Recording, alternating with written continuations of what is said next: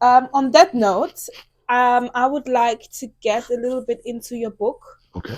kind of shift also into like the relationship thing, because talking about relationship these days has become the thing on The social thing, that's media. right. I mean, I feel like because I started the page on the pro black conscious connotation, that was the initial driving force, and it's been, I can also say that it was a trend for a time being, but now I feel like that this whole black consciousness has transformed into gender wars. I feel like on one side I had a conversation about it the other day. I wonder if it's something that's been has been Or done on or purpose. gender wars was War. what, yeah, Yeah. gender war was created to shift you away from the That's consciousness. what I'm saying. I was wondering the other day if that's something that, because they could see the black community uniting too much, What but this then now they threw in all this like black woman this, black man Well, that, but but and but all this stuff. I'm there's two wondering women if who wrote that's. about that. Oh, One really? woman's name is Clenora Hudson Weems. I need Doctor, to I'll give research you her that. name. Yes, please. Her name Yeah. is Dr. Clenora Hudson Weems, Hmm. Black African American, professor at the University of Missouri, and she wrote a book called Africana Womanism. Yeah. And she explains, she wrote one, and in there she explains of how feminism, European feminism, Hmm. white women, was used to hijack the black liberation and created black feminism as a way of separating black men and black women. And she walks you through it. I feel like yes, on one side I see that, and I heard about that narrative as well. But what I also don't like about it is a bit that is always blamed on the feminist and the women. No, no, I let me no, tell you what I but mean. Which but feminist? Which feminist? Which no, feminist? but I'm just saying, just generally, how female liberation is always used as the reason No, but of no, why the black community or is not working or because it functioning. is. Because, but, But not, okay, but let me tell you what I mean. yeah, You're presuming that in politics that you're considered female. No, you're black. You're not yeah, even. You're not in the conversation. okay, The feminist movement was not about you and me. yeah, The chauvinist movement is not about me. We're getting caught up in an infight between European men and European women. And we think we're in the conversation because they're using us for votes. okay, So let's be clear. In her book, she makes that clear. She's not blaming the women. She's saying the feminist movement, when mm-hmm, it was established by Susan yeah, B. Anthony and them, yeah, had nothing. When Ida B. Wells went, they yes, didn't even let her speak. Sojourner Truth went. We like, go sit down. Why are you even here? We're not talking to you. yeah, We keep trying to claim things when the people who have it are telling you get out. We're so busy trying to be respected by someone who's already. What more do I need to do to you to tell you I don't respect you? If I colonize you, mm-hmm, kidnap you, enslave you, miseducate you, drug you, and you're still chasing my respect. yes, So the feminist movement, as it was created by European women, and there's a yes, white woman, I'll give you her name, online, and she was a part, she worked for Cosmopolitan at the time, which was the yeah, big magazine, women's yeah, magazine. And she explained how doctors, because she had a moment of consciousness now, she's older, yeah, reclaimed her Catholicism. And she now has traveling the world saying, they, white men, came to us and said, we were going to pay you to write certain articles. yes, For example, the cigarette manufacturers wanted to sell cigarettes. yeah, They said there's a whole market called women, and women aren't smoking, and we need them to smoke.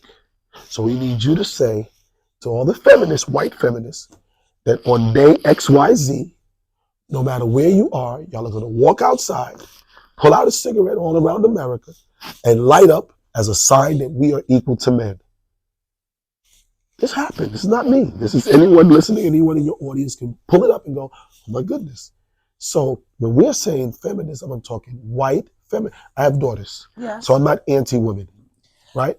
yes, However, when America does a whole research program called Patrick Moynihan, it's called the Moynihan Report. He was a U.S. Senator back in 1977, 78. And he did a whole research that showed how they could target, how society was targeting black families to separate males and females. Yeah. And they said, as we're moving from industrial work, because in industrial work, because of labor, lifting and pulling, black men had employment, black women had families and employment from home, sewing, baking, canning, things of that nature. But they said in his report, the Moynihan report, Patrick Moynihan, he was a senator from Boston, Massachusetts. Now everything was going to office work. And white men did not want to work in an office setting with black men who would now have access or be in proximity to white women. But there was affirmative action. You have to hire X amount of black people. Hire black women. Because now she's not home. And if she's not home, now her children, because we have to be able to equate things. The mother's out the home, all of a sudden there's a spike in young black boys and black girls committing crimes.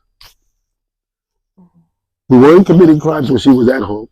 We're committing crimes when she's not at home. What does that say? There has to be a correlation between the two.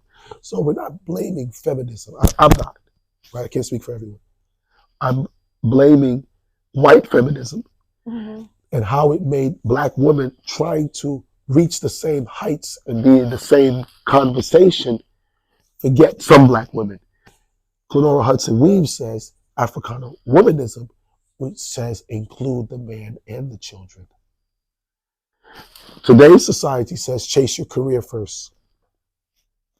Go get your education, travel the world, see where you want to see, get it all out your system, and then have your family.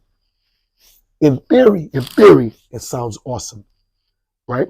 My mother used to tell my sister, get your education so you don't have to depend on the man.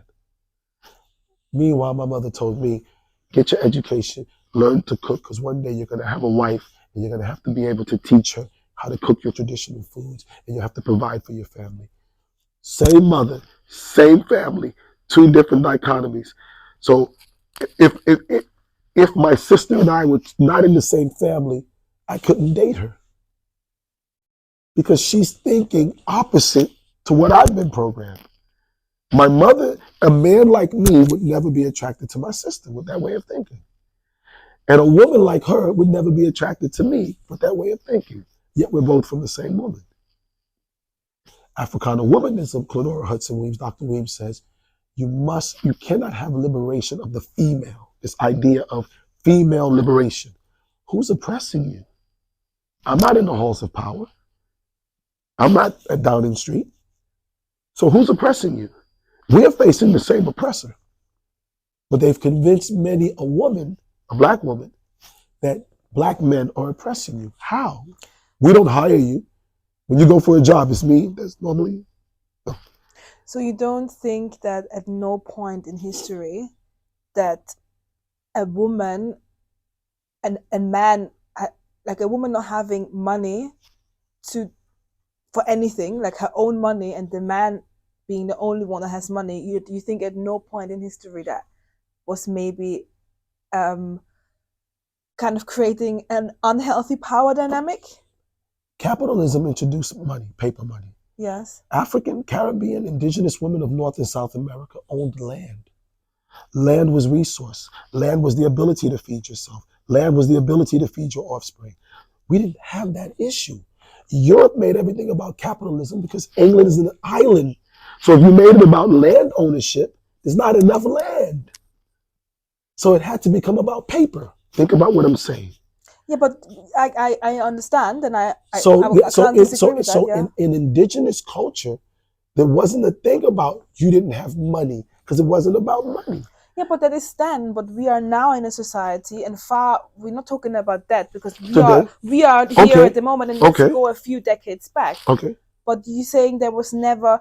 I get that the feminism was planted into the black community, into black women, and that white and black men. Yes, and that white feminism within the Black community was a destructive kind of tool. Mhm. But at the same time, coming from like the Black woman standpoint in that time where, you know, she maybe wanted to also make money and go to work. Which Black And women?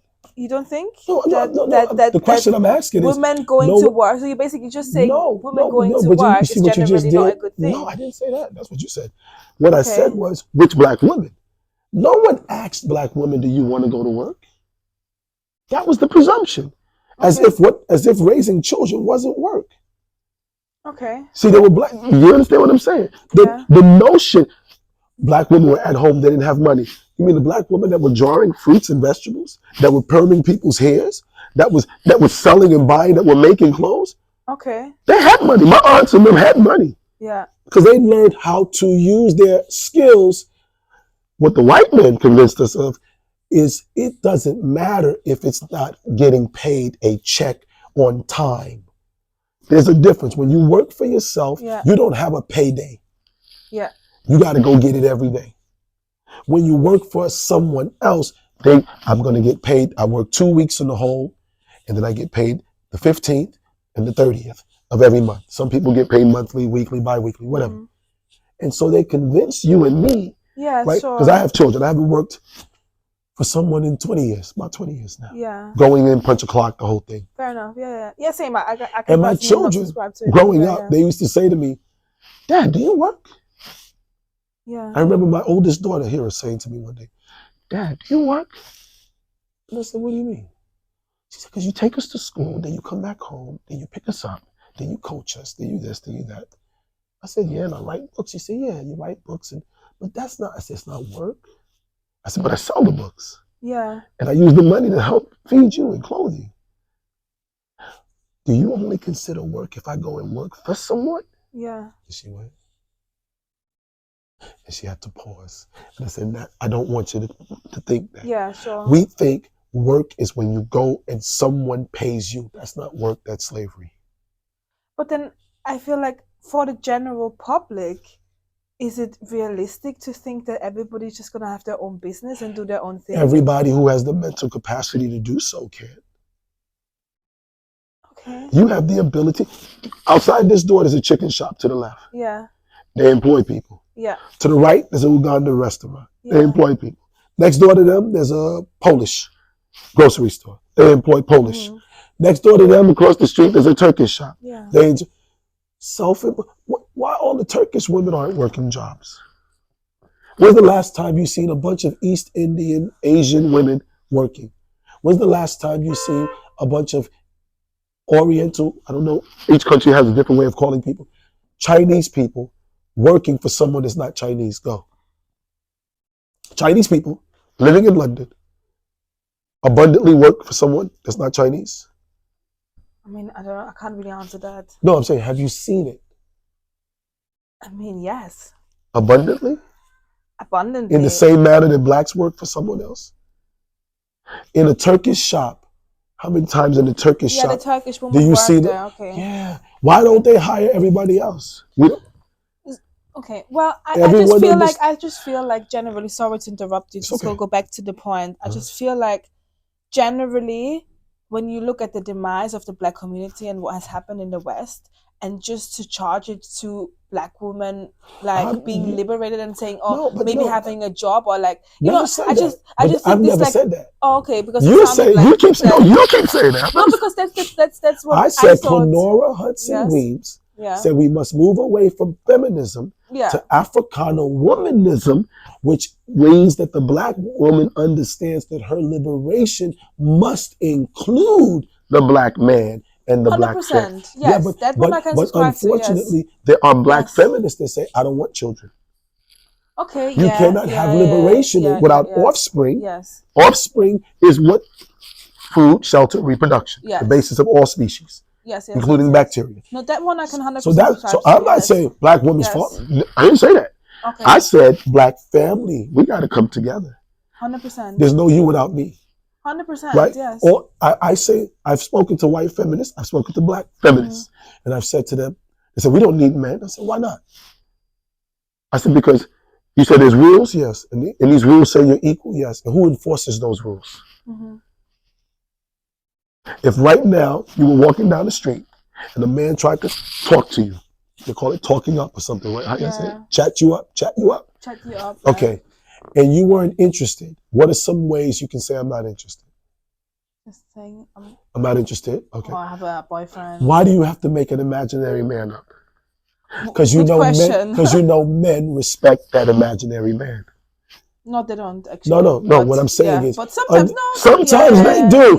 Thank you. Yeah. I have a man. Yeah. Oh, sorry, my sister. Yeah. So a man respects men. So you need a man, even if he's imaginary. Isn't that sad? No, that's reality.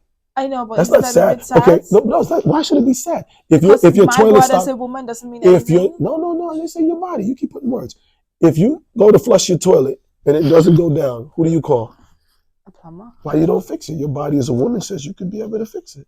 Well, I do try to fix it myself. And when you if it doesn't work, I'm going to call a plumber. And 9 out of 10, that plumber is a man, yes. So why are you calling him?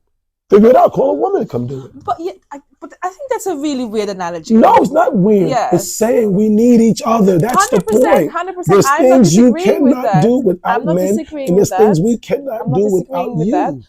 But just generally that what's it called? That example you gave, that as a woman, when you walk on the street and a man wants to talk to you, that is only respected if I say I have a man. I get Let me tell you, I'm not saying it's right. Yeah. But it's a reality. We live in a society where people are on drugs, right?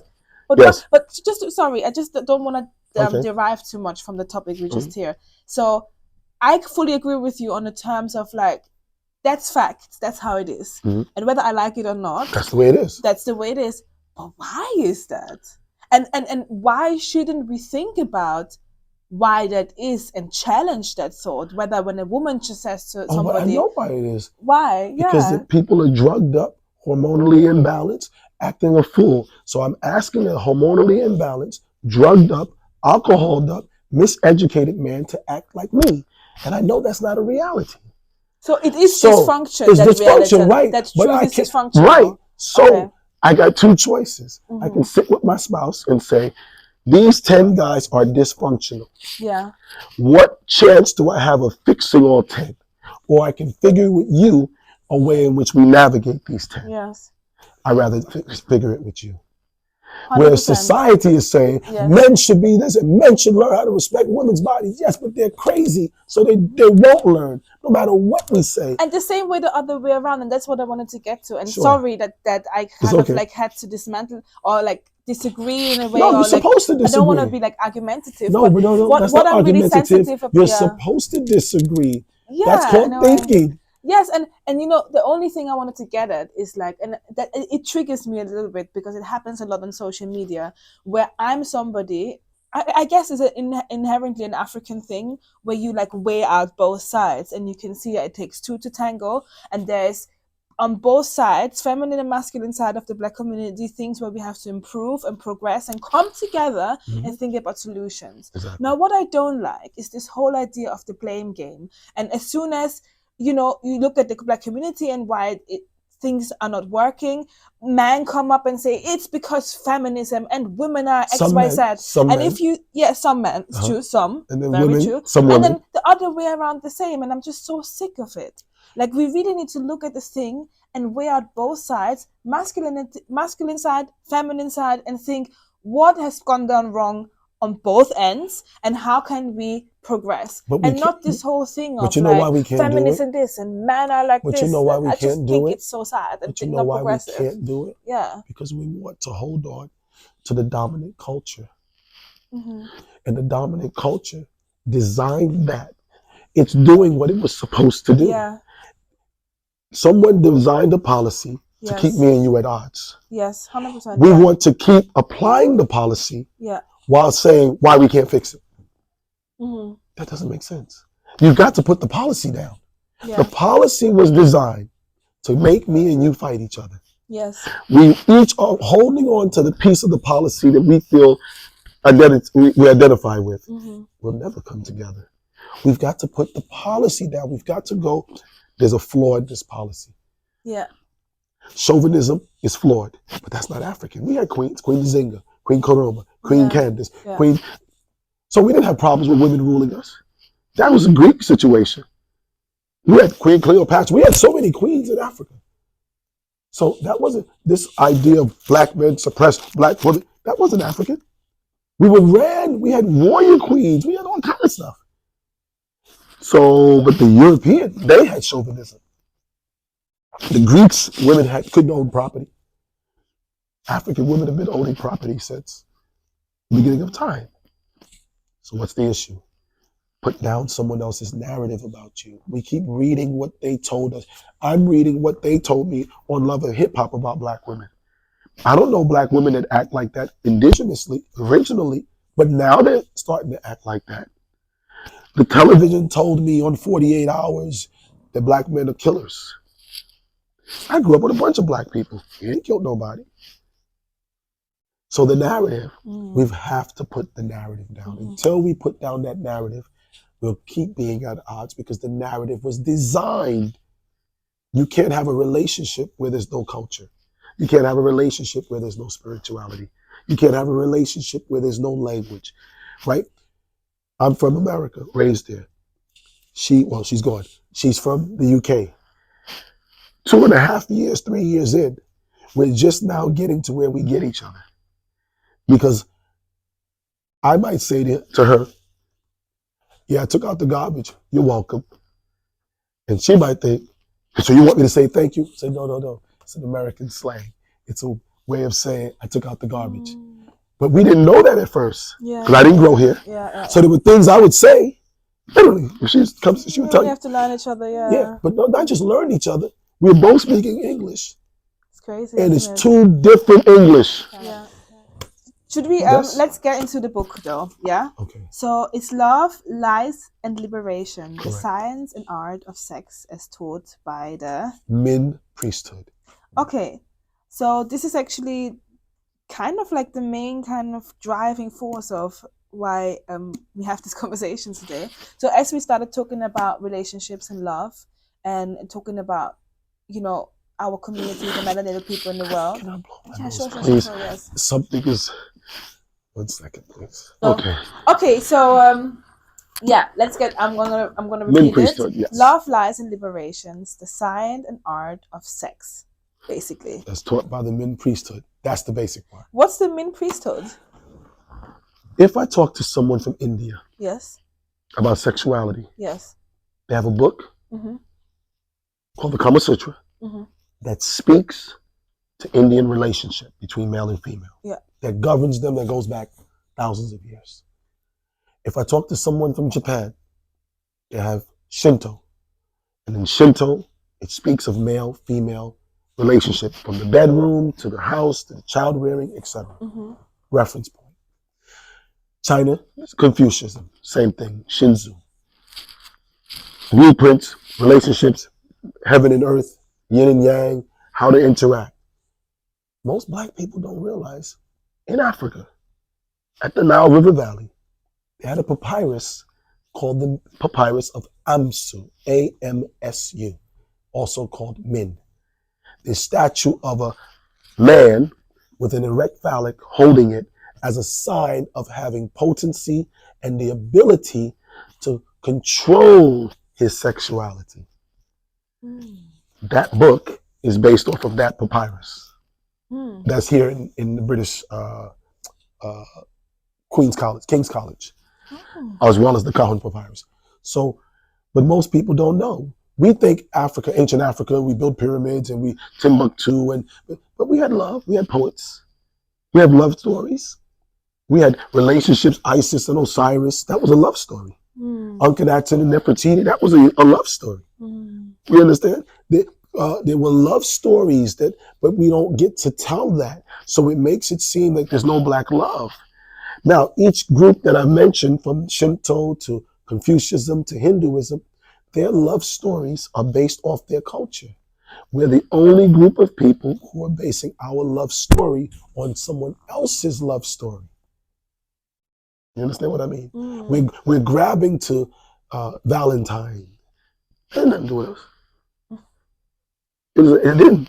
I got to give you a dozen roses. If I don't love you. That's great for the rose company, but that doesn't mean I don't love you. If I don't give you chocolate hearts, I don't love you. What if instead of giving you roses, your culture said, I have to grow you a garden? See? You see the difference? Because every year those plants would come back and our love would be renewed. So African-centered love was different. That's what this book is talking about. Can you explain a little bit about how African-centered love was different and in what way? Number one, it understood I exist because you exist. This idea they use in South Africa called Butu. I am because you are. In the male-female dynamic, I don't exist if she don't exist. As a man, I need a wife. Hands down. I don't know, all the guys like, oh, you know woman, good luck with that. I need a wife. And I'm talking about cooking and cleaning, because I cook, I clean, I do laundry, I do anything anyone else does. I'm talking about it's good to have somebody to talk to that has a different perspective and can feel some compassion. Because I go out in this world, I got to be tough. I got to be hard. When I come home, I don't want to have to be tough. I don't want to have to be hard. I want to be able to, I would say, let my hair down, but I have none. So you kind of get what I'm saying, right? African-centered love was that. African-centered love from a woman in the writings of the Amsu priest said the female, they were involved in writing in this way of thinking. And they said, today, let's say in the bedroom, a man is taught, or women for many years were taught, please your man. That's European. In Africa, please your woman. He had to have the ability to maintain an erection until she's satisfied. Today, you have to be able to satisfy him. 5 seconds, 20 minutes, doesn't matter. And you're constantly saying to the man, how do you like sex? And did you enjoy it? And was it good? When it was in Africa, it was the other way. Did I satisfy you? Did you orgasm? Mm-hmm. That's two different modes of thinking. Mm-hmm. Two different. And it hopefully is also the basis of how society works, and it shows. Because that's the birthplace of everyone. The bedroom, or the sexual chemistry between and so people. That energy is that adverse. Really is gonna transfer into how we treat each other as a people. Right. So if sex becomes, we said sacred energy exchange. Yes. Sex. S-E-X. Sacred energy exchange. So we didn't see sex as just the act. We saw it as a science. Why is it science? Number one, because you're exchanging bodily fluids. Yes. Those bodily fluids have chemicals, nutrients, vitamins, minerals. Yes. So when you exchange that, that is a chemical compound.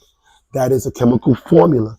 If not mixed properly, it interferes with how my hormones and your hormones get balanced. Mm. Right? Because we're supposed to, through sexuality, right, male, female, interaction, it's supposed to create oxytocin, dopamine, and certain other hormones and regulate us. But if I take pornography into the bedroom, now it's debased. Because now I'm looking at a full woman in front of me and I'm not turned on by her. I need a video to turn me on to sleep with her. I have a question about that in there. Is porn ruining our society? Yes, of course it is. Our sexuality. But was that African? No. We didn't have strip clubs. Yeah. Europe, Corinthia, Greece, BC, 2000, they called it Aqua Corinth, the temple of prostitutes, over 20,000 prostitutes. That's not African, because we saw the womb as sacred. But again, that's where theology comes to play. European theology, God is a he, earth is a female. African theology, Geb is a male and he's earth. Nut is a woman and she's heaven. Because your womb is the gateway. Yeah, and actually, really, if you think about it, men are more grounded than women, actually. Because we are more like, man is like centripetal, centripetals coming down, centrifugals going up. And it makes so much sense. So we understood that. So our symbol, this Ankh here, that was female. Mm-hmm. And this is male. And together, life. We understood that. Somebody took this piece off and just gave you the cross. That's so rude, You actually. understand? And they just removed the Yeah, female out of the equation. That's why I kept saying, whoa, I'm not saying that. We yeah, understand the importance of the female. You were first. African-centered theology and love said woman is first, not man. So what? Well, the daughter cell. It's called a daughter cell. yeah. And a woman when Who's they're born first? has all the eggs That already she'll in ever them need. when Right. they are But no, but think crazy. about it. Yeah, Daughter cell. yeah. They said it's an asexual cell, but they call it a daughter cell. What gender is daughter? Female. I mean, I've never heard of that daughter This cell. when you in earth science, they talk about in biology that the first cell splits, meiosis, cell Yes. division, Yeah. mitosis, cell division. That cell, they'll say, is an asexual cell, a cell that's able to split. And they'll say that asexual cell is also called the daughter cell. Does that have something to do with that when a girl is born that she has all the Because you eggs already already split. You're born with interesting? Yeah. all of these eggs. And it has something to do also with the sacred geometry, the Of flower course. of life. You start with the It has oneness to and then do it with the comes. bullhorn. The fallopian tubes does this. Oh, okay. Spirals. That's the sacred spiral. Oh, So like that was after. So that book says African-centered thinking. That's why we say we're blaming the women. So whoa, I'm talking about feminism, white feminism. We understood that female is first. As a man, I don't have a problem with that. Yeah. So I come from a woman's. What's the problem? Yeah. But European opinion of theology said God is a man. So wouldn't you think, though, in a way, in hindsight now, that thinking about how much, well, it was probably the wrong way to do it, but thinking about kind of like how much the European-centered mindset emphasizes on like male dominance, really, really and truly, and how then the feminism came in. I'm not really necessarily talking about like political feminism, but just female empowerment.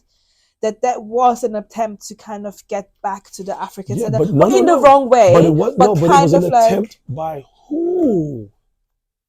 White women. You weren't even allowed in the room. Black women were not allowed in the room. So it had nothing to do with you. We're claiming something that had nothing to do with us. But then I did want to kind of also. Do you understand what I'm saying? 100%. Had nothing to do with us. But I did also want to kind of, female liberation and feminism is not the same thing. Okay, now we're talking different. Okay, so who's oppressing you? Black men? Again, how? I don't hire you. I don't accept you into my university or not accept you. Okay, fair enough. Where am I oppressing a black woman? How? So don't you think that as black people, and I'm not talking about inherently African person, I'm talking about as black people as a political form of using the term, people that has been stolen from Africa and brought to Europe, America, black people. You don't think that the male-dominated, European-centric idea of manhood and a way of thinking, don't you think that it would have influenced how black men think about themselves and how they move as a man within the household? You don't think that had any? No, let me tell you why. Let me tell you why I can say no. Yeah. Because prior to 1960s, blacks wasn't having the problems we have today. But something shifted. Yes. We're making it like slavery, feminism, black men lost their damn mind. No, slavery came out of slavery. Black women and men worked together, became strong, had black communities, did all its greatness, and then someone drugged the hell out of us. And then simultaneously, feminism drugged the hell out of us, incarceration. Yes. Simultaneously. Yes. And this is what I'm and just. That took this is what I'm but that's getting not the at. black man, thing. right? But that's not the black man or the black woman. Exactly.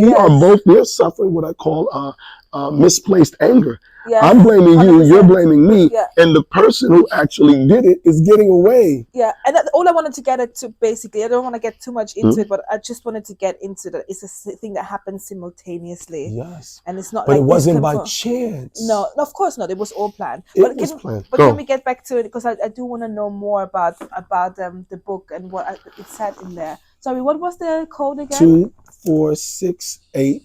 2468. 5. Not 2.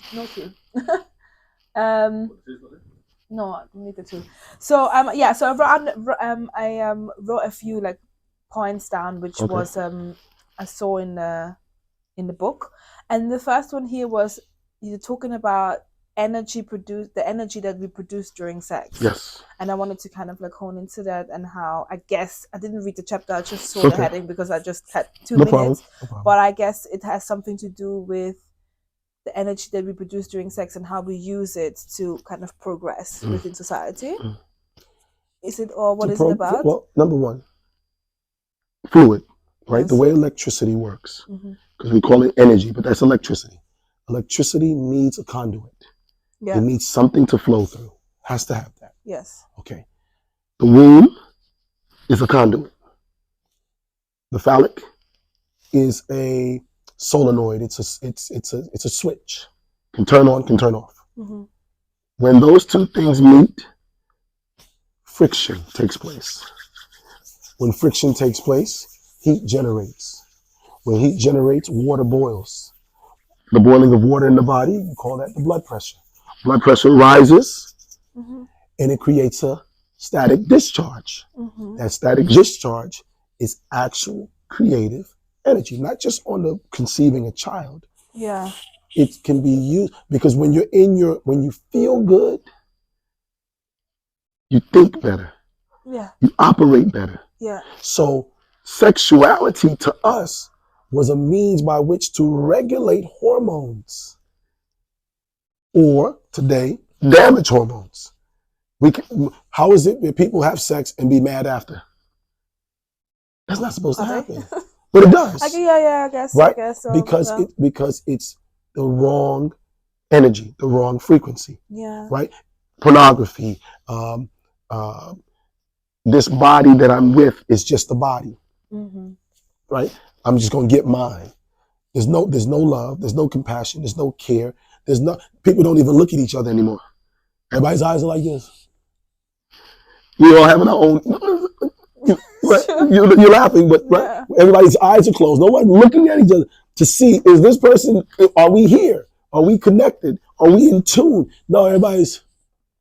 Doing their own thing. What are Yeah. we Just thinking using about? each other for like it's And like almost masturbation, but it's and not. that's Yeah. exactly what it is. Yeah. Is masturbation by proxy. I call it in here. Instead of copulation. Copulation is a coupling. You take this computer, you plug it in. If it's not plugged in correctly, what happens? It doesn't charge. If you don't push the plug all the way in, it won't charge. Mm-hmm. It won't come on. Mm-hmm. It's the same thing when male and female come together. If we don't connect, if all we're doing is this, Mm-hmm. no connection. Yeah. And that's what people are doing. When And we it shows. Yeah. we don't know the art anymore. Yeah. We don't know the art. We don't know the science. All we know is the practice. We're practicing sex. In fact, they'll tell you, you must practice safe sex. And that's what people are doing. We're practicing sex. We're not having sex. We're practicing it because we don't know what the residue or the residual or what the outcome of this sex is going to be. Mm-hmm. Again, not talking children being conceived, just the practice of this act. Is there an art to it? If we study the Kama Sutra, the Hindus say, and when you lay this way and you bend your leg that way, you breathe through the right nostril and you exhale through the left, and then the woman and she does, and then you exchange the yin and there's a science. We don't have that anymore. No. And so people are just hooking up, shagging up, this up, whatever the word, every culture has a way of describing it. And instead of it bringing us together, it's pushing us further apart. Yeah. To make me feel I don't need you. You're just this. And that has to change. I think that's crazy. Even sometimes I was talking about the other day, even from like a standpoint sometimes of a woman. I mean, not all women. I can't really put that all things, but it's just crazy sometimes how you'd be so intimate with a man, and then after it's like a game. It's like, okay, I'm done. Like, and there's a lot of stories I know of women that go through that, and it's like being ridiculed as well from society, like looking like she lost something. And obviously you're the stupid one because you let a man into you that didn't take you serious, and you should have known better. You shouldn't have just listened to his nice words and gestures. You should have known better that he's just trying to deceive you, and ha ha ha, kind of like idea of things. And I just think, and I just the other day I heard about a story about a woman that a friend of a friend kind of thing that went through something similar, and how now that she's given her body to him, it's like the enemies. He doesn't want to call anymore. He's not interested, and all this, and they call it post not clarity. And I'm not just blaming it on man and saying it's only No, man that do understood. this terrible thing, but just like the culture of like sexuality at the moment, I think it's to the point where lots of people don't want to participate at all anymore because it's just I so know. scary, because you don't want to be like one with somebody, because sex is the deepest thing you can experience with a human. It creates life. It's the foundation of our society. It's the deepest thing It creates to unity, oneness, it to creates God. everything. Right. It's the Yeah. closest you'll ever get to seeing the divinity. And then it's just become this thing, and I think personally it's so scary that you just want to refrain from it. In sexuality, yes, we need an exorcism. And instead of doing the exorcism, we're just taking on more demons. If I said it, demons in television, you have the scary movies. In ancient times, the men priesthood saw demons as bacteria, viruses, and plagues, because those were the three things that caused trauma to the human body. So they did everything in their power to cure bacteria, viruses, and plagues. Through time, when people began to behave like a bacteria, a virus, or a plague, we called that person the devil, who needs to be treated. And some bacteria or viruses or plagues we couldn't treat, so we just leave you alone. Today, we have that issue. We're facing an issue where we are sick because we've taken on someone else's DNA, RNA, mentality, spirituality. We got to get back to, and as a gentleman, I'm saying some of these names, you can look into them, Neely Fuller. And he wrote about how to counter the racist code. And he talked about religion, economics, labor, sex, gender, education, law, war, security, entertainment, and politics. Yeah. And if we can get back to that, but that sex, gender is so important, because where there's no male and female, there's a saying we say, where there's no black love, there's no black man, there's no black woman, there's no black family, there's no black children, there's no black future. Black love is that important. Yeah. And that's why we have to like re-evaluate our idea of our sexuality and how we relate to each other on a sexual level. We just have to pick up our writings on it. Yeah. See, did China go through being colonized? Yes. The British had China underfoot. When they pushed the British or English out, did China hold on to English principles, or did they go back to Confucianism? It did Sankofa. It went back. When India was ruled by the British Raj and pushed, did they go back to the British system, or did they grab Upanishads, Vedas, Kama Sutra? They grabbed their culture. Okay. Do that for Japan, same thing. Yeah. Do that for South Korea. Yes. Do that for Vietnam. Do that for Cambodia. Now go to the African nations, Caribbean nations. We're the only people who pushed out the oppressor and held on to his concepts, did not go back, didn't even consider that we may have had something. We only grabbed what he gave us and don't realize that that's part of the problem. But I think that also goes to show off how powerful we are, because the oppressor saw that in no way we can realize our power. And I think you can see it in racism and how blackness is being marketed by the rest of the world. And Africa is the biggest dirt campaign compared to all the other continents. So it must have been like, we must be so powerful. We can't even see it anymore, but we must be so powerful. Oh, no, you can see it. And the continent is so like important to everything, that they had to make it look like the worst thing, so nobody even dares to look at it. Right. So then it's up to us. Yeah. to reclaim that past, Yeah. the knowledge I'm talking about, Mm-hmm. the knowledge. We ruled this planet for millions of years, and we've been ruled for about 400, Mm-hmm. 100, depending where you go. That's nothing. We're so busy looking at this small amount of time. We're putting so much emphasis because he's got to make you only focus on the small amount of time because that's when he's ruling.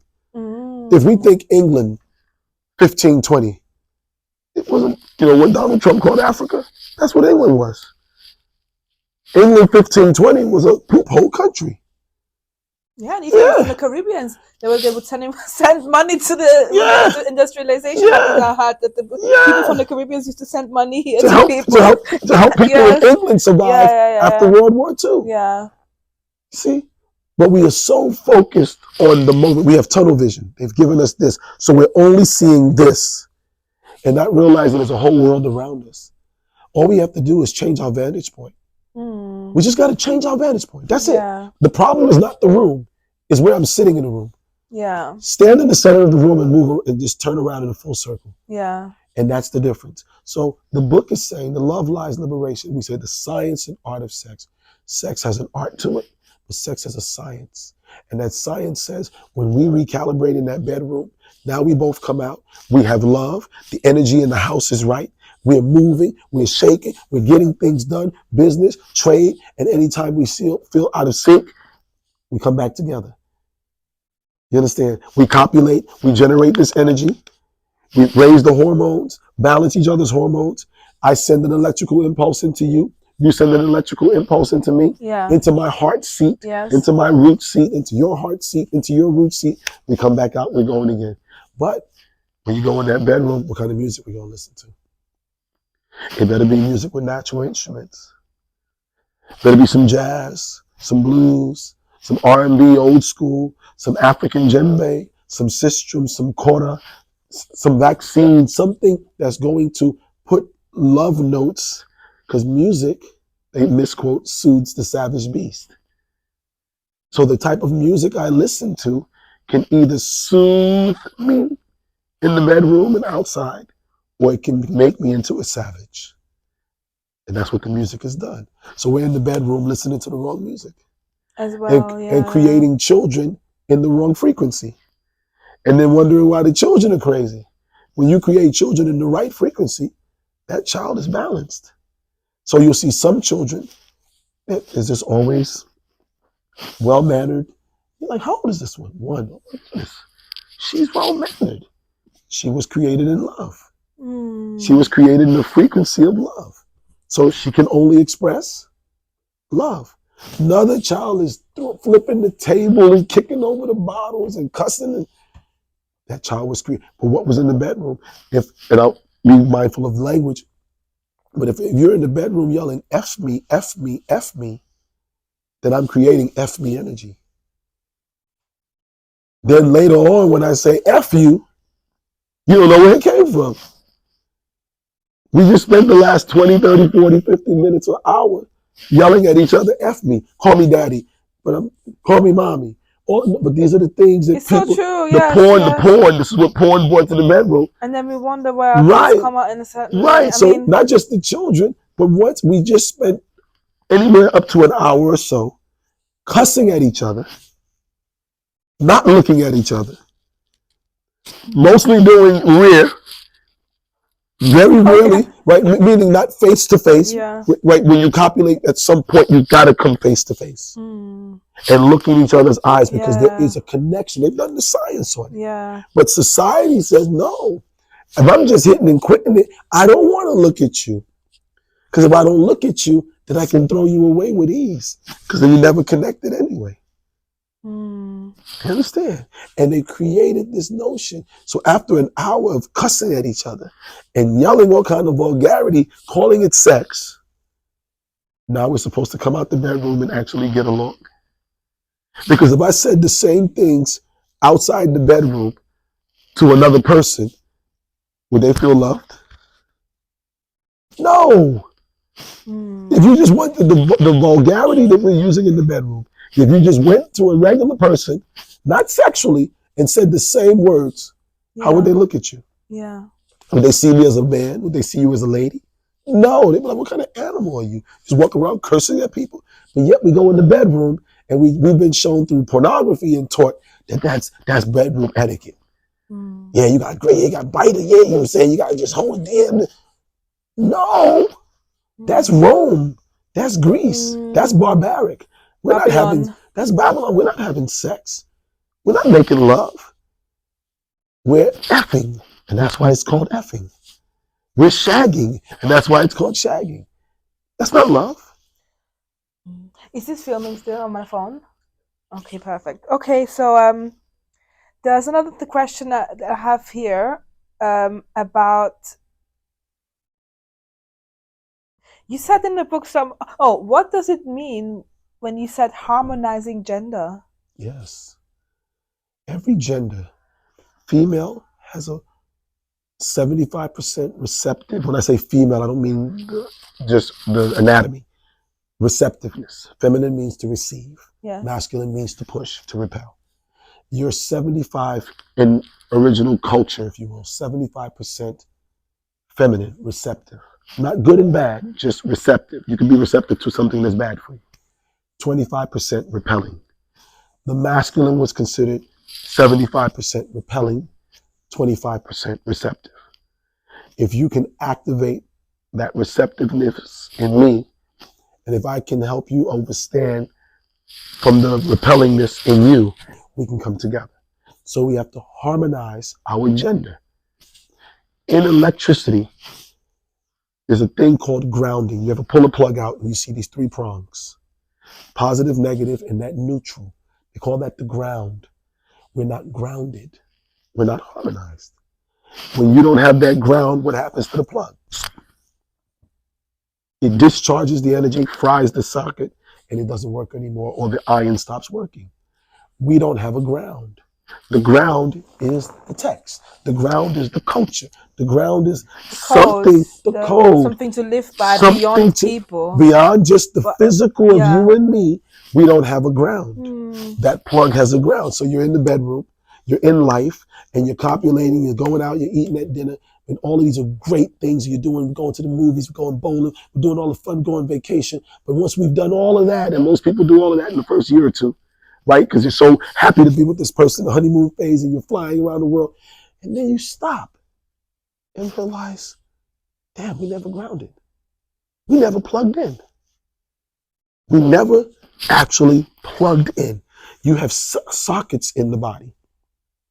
Glands seat in sockets. Literally, if you take your pancreas, your spleen, these are glands. They sit in a socket, like a plug, literally. They sit like this and have nerves that are doing this. When you copulate with a person, your womb is a gland. You have a uterus. That's a gland. I have a prostate. That's a gland. We're plugged in and don't realize it. We're not calculating for what's happening inside of me. We're focusing on the feeling of the pleasure, but there's a something happening on a physical level, on an emotional level, on an electrical level, soul, on a mental. There's some things that are taking place. We're not calculating for that. So to harmonize the gender, harmony, if I just started going bang, bang, bang, just banging on the drum over there, there's no harmony. But if you went 1, 2, 3, 4, 1, 2, 3, 4, and then you went 1. Just do that. Oh.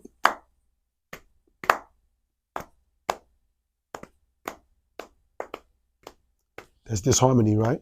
But now if I shifted that to go, see how we just synced? Mm-hmm. You didn't think to sync. I didn't think to sync. We just both shifted. Mm-hmm. Two extremes, said find the middle. And we did it. I didn't tell you what to do. Mm-hmm. You didn't tell me what to do. I was clapping on the 4B. You were clapping on the 2. And suddenly you were on the 4. I was on the 8. And we suddenly went right to 2. We balanced each other. Yeah. That's harmony. Okay. The world doesn't have that. Everyone's trying to pull each other to their side. Yeah. Yeah. We were talking earlier, and I said, the way a woman feels about her womb, a man feels about his mind. Because you can create in your womb. I can only create in my mind. So you want to get into my mind the way I want to get into your womb. Think about what I'm saying. This was African. It's in the book. It's in the book. Right? This is African again in its thinking. Your womb is the place where you create. I will never be able to create that way. So the only place I can create is here. So sometimes women will say, you're not letting me in. I want to be able to talk to you, but you're not letting me in because you don't understand his mind. If it's a man of purpose, his mind is as sacred to him as your womb. So if you get mad at that man, wouldn't you close off your womb? Of course you would. So if he gets mad at you, what's he going to close off? His mind. His mind. But And you I call feel it like being closed. minded. See? It's there. It's always there. I feel like what's happening a lot these days as well is though, but then I feel like women let men more into their womb than men let women into their mind. Right. Or is it wrong? Am I right because or wrong? I don't know. It's you're just like right, something. because women have been taught that you get a man, you got to give it up. Yeah. And you bought into that notion. Mm. And you bought into the notion that you have to pleasure the man. Mm. And you're asking him what he likes and what's his fantasy and how does he want it. And thinking that through that he will let you in your mind, but they're not. No, because you know why? Because you're not asking men. Or also, nobody's taking the time to get somebody in their mind, like But you're not asking men, right? Men have, in order to approach a woman, I've got to talk to women. Yeah. I've got to learn how you think. Yeah. Right? And the fact that men, whether conscious or unconscious, are able to get women in bed means we've learned something about what you think. Yeah. But some people are so busy telling us what we think that y'all don't have no idea how we think. The hunter is better equipped. Yes. I've heard of that analogy that women don't take their time to actually understand men, listen to men or hear men. We just want to believe in feminism in a way about how a man is not. But the man will tell you. And we'll go, okay. Yeah, and the man will tell you, but we just this brings me to another question that you have here in your book. And it asks, what did it say? Why are people so offended by the truth? Yeah. What does it say in the book about that? I found that quite interesting. We live in this capitalism, European ideology, Aryan ideology, doesn't address truth.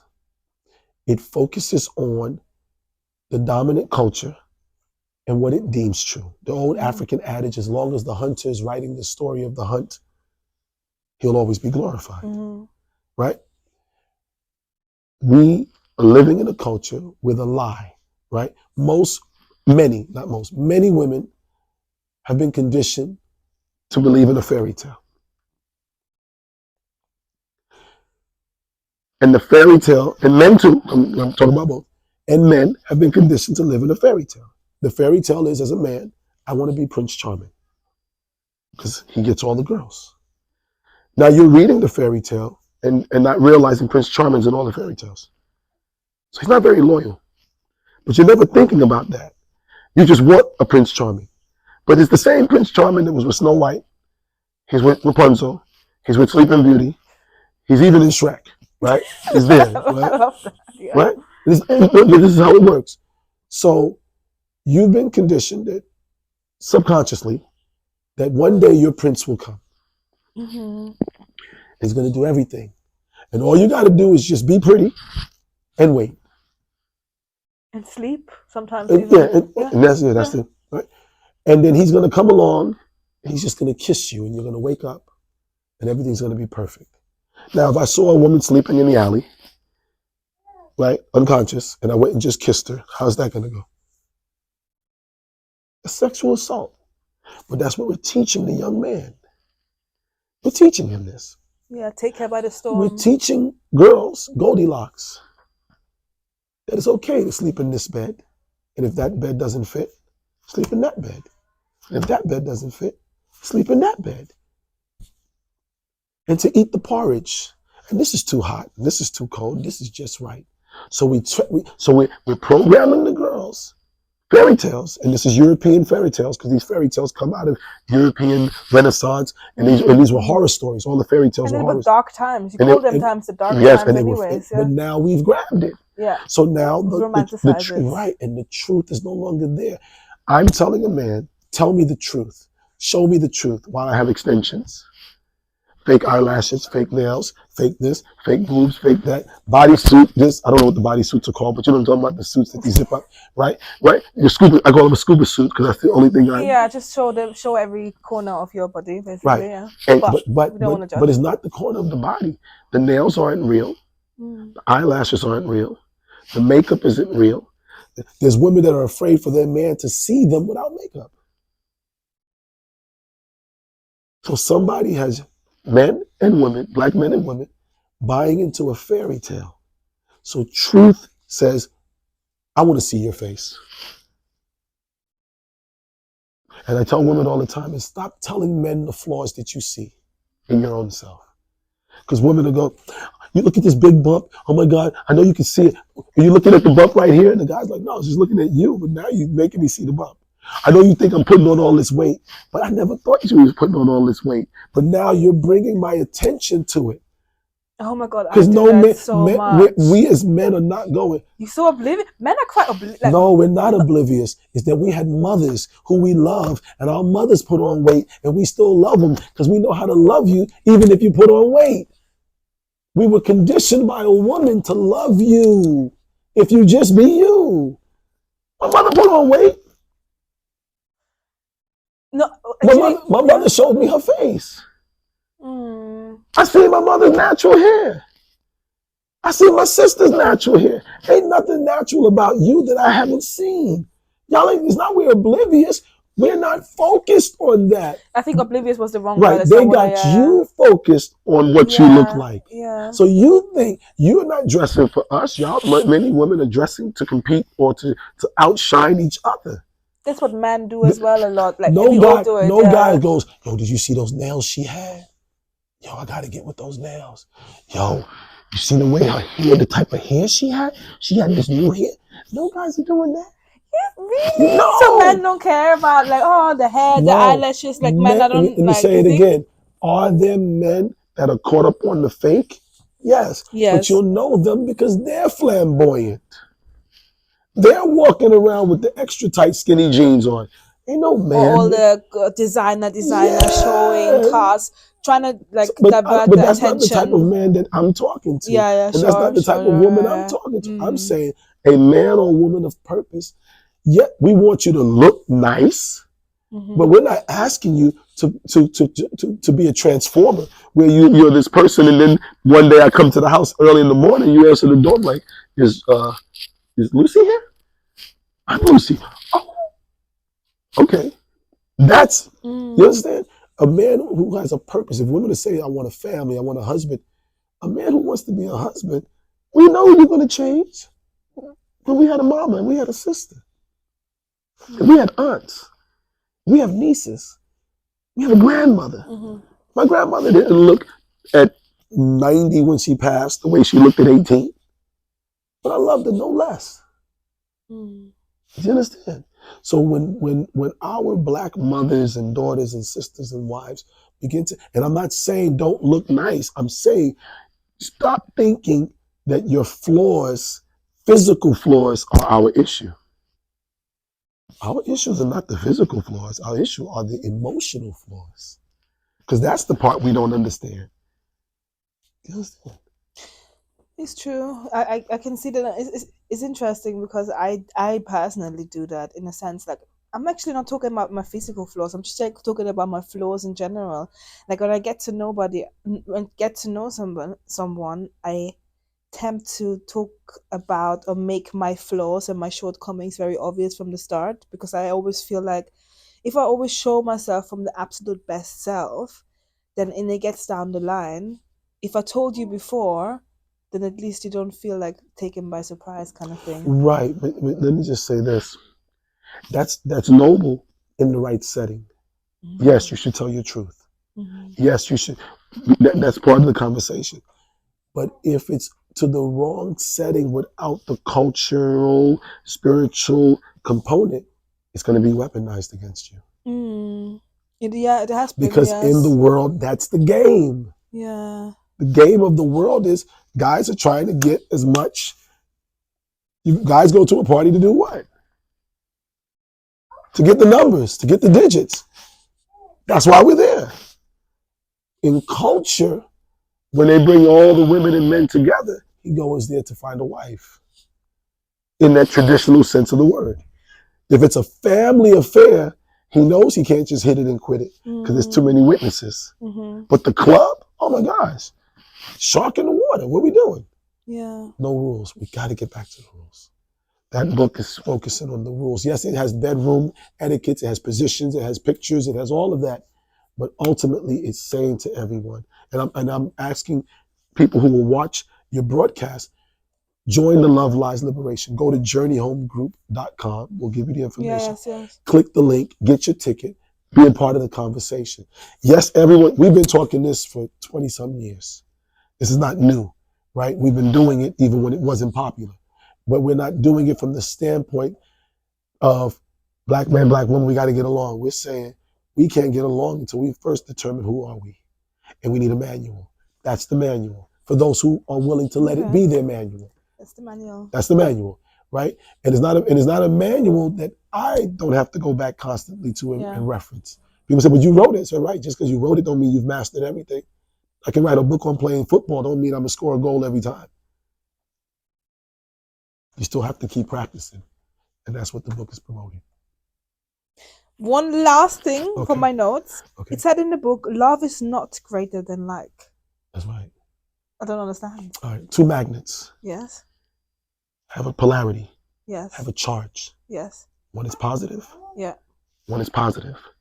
Try to put them together. What happens? They push apart. Yes. Okay. Two magnets are negative. Try to do the same thing. Yeah. Okay. You have a positive charge and a negative charge. What do? Yes. Okay. So in math, there's like and unalike. It's because you're a mathematical formula. Your height, your weight, your hue, your hair, everything. Yes. Formula. So we're saying what he's taught us as love, that word love didn't exist. That word, Love, didn't exist for us. We had hub. Hub is care, compassion. We had ishq, divine love. I love you because I see divinity. You said earlier, sex is the closest you'll ever come to seeing creator. Yes. See? So if I understand that or recognize that, then the more I see creator in you, the more I love you. Yeah. Or care for you. So like is being of like passion. Are we both passionate about the same thing? It's again more of the code rather than... The code. I always we have to have like. If we don't have enough things in which we are alike, our love ain't gonna hold us together. And that's why loyalty comes in as well, because loyalty is actually, I realized that not long ago, thinking about how we always think we have to be loyal to each other, but we're not loyal to each other. That's never going to work. You have to be loyal to a common goal, cause, right. code, culture, yes, God, religion, whatever you it make is, this common it's got to be that denominator. thing. There's a trilogy to it. It's you and me, and then there's this. That's what we said earlier. Yes. Here. Yeah. There's something that has to bind us because we're two polar extremes. Beyond personal. If it's just personal, when I get angry, I won't talk to you anymore. Yeah. When you get angry, you won't want to talk to me anymore. Yeah. So that's the premise. Love Lies Liberation is say, stop loving the lies in order to get liberated. The lies about black relationships, everything they told us, black women can be trusted. Black men can be trusted. Black men are loyal. All black men aren't loyal. All black women can't be trusted. So the people that are trustworthy, let's get together. Let's have real conversations. And let's keep the other people out of our circle until we can figure out. And then if you want to come in our circle, you're going to have to adjust to these rules of this game. Like the way you made this categories, the way you put this together. If I start talking with you using this, I got to play by your rules because you created the questions. So you can control the flow. And that's important. But if I take someone else's game that's not pro me, my survival, my offspring, and our success, if we play their game, we'll lose every time. We will lose every single time. Yeah, and then also the part also where, and we're also gonna hold each other accountable based on those rules. And And accountability is such a big thing. the women in the culture will hold you accountable. Yeah. The men, because our relationship is not separate from the whole. We're interconnected. Yeah. When two people break up, all their friends broke up. Mm-hmm. Because you don't want to seem like you're taking somebody's side. Yeah. So if we know that, we got to keep everybody together. Yeah. Okay. Okay. That's it. Yeah, thank you. Thank you. Oopsie. Ah.